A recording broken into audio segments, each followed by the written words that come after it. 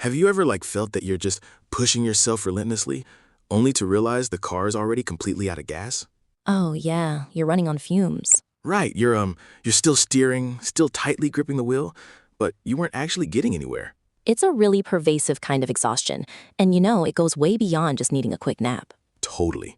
So today, we're mapping a journey based on a series of April 2026 posts by an author named Deborah.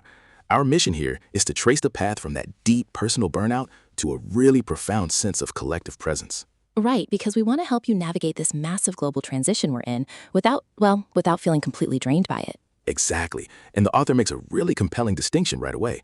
She argues that the root of our exhaustion isn't actually the physical work we do. No, it's the cognitive strain. It's the immense energy it takes to maintain an identity. Yeah, she says, we drain vast amounts of energy just striving to meet this internalized standard of where I should be. Right, and we completely bypass the reality of where I am. It reminds me of forcing yourself to wear a beautiful pair of shoes that are just 2 sizes too small. Oh, wow, yes, that sounds painful. Right, you might look like you fit in perfectly, but every single step is agonizing, and honestly, you aren't actually getting anywhere fast. Yeah, and true growth should really be an experience to enjoy, not just some intense pressure to endure. So why do we do this to ourselves?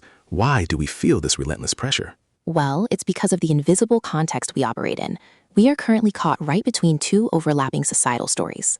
Okay, break that down for me. What are the two stories? So the dominant older model is entirely built on extraction, scarcity and maximizing captured value. And the emerging story, the new one, is based on interconnection, generation, and genuine relational care. Exactly. And the author actually ran straight into the tension between these two models. Oh, right, the cohort application. Yeah. So she applied for a 4-week cohort led by practitioners who ironically marketed themselves as regenerative. Yeah, but the application process had this really rigid multiple choice question demanding immediate financial investment. And when she couldn't pay the full fee up front, boom, the system just automatically rejected her. Which perfectly illustrates the dissonance we're feeling right now.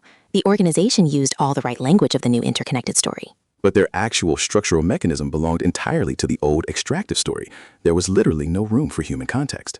Wait, but let me push back on that for a second. Because, if I'm running a cohort, I still have server costs, rent, maybe a team to pay. Sure, yeah, bills are real. Right, I can't just run my business on good vibes and relational care. So how does an organization actually survive if it doesn't firmly demand upfront payment? Well, it's a crucial question, and it really comes down to the difference between rigid abstraction and relational flexibility. Okay, what does that mean in practice? So the old model requires predictable abstracted cash because it treats people as mere consumers. But in a genuinely relational system, value isn't purely transactional. So inclusion isn't just some corporate strategy. Exactly. If someone can't pay cash up front, a truly interconnected organization doesn't use an algorithm to just boot them out. They have a conversation. They see what else is possible. Right. They explore if that person can offer, say, network access or sweat equity, or even just a delayed payment based on mutual trust. So the issue wasn't necessarily that the organization needed compensation. It was that their mechanism just completely erased her humanity for the sake of administrative convenience. Precisely. To step into this new story, we have to fundamentally redefine what value actually means to us. Like shifting from measuring isolated individual success, hitting a revenue target or having a big house, to collective success. Right, like eliminating poverty or restoring local ecosystems.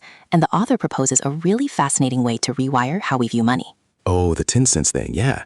She views money as just a tool, like a fork, and she actually makes it a habit to re-give 10 cents of every single dollar she receives. Yeah, she argues that hoarding financial overabundance actually dulls our capacity for gratitude and delight. It's such a brilliant comparison.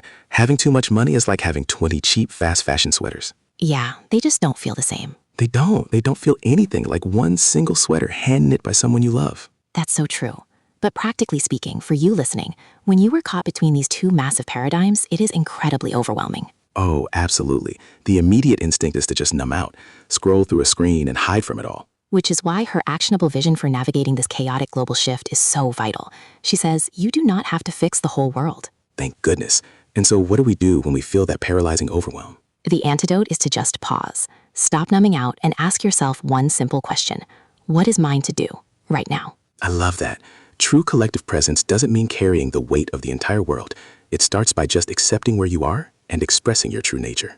Exactly. The author describes our context as the invisible water we swim in. It silently shapes every possibility. So as you go about your day today, we want to leave you with this question to mull over. Think about your daily routines.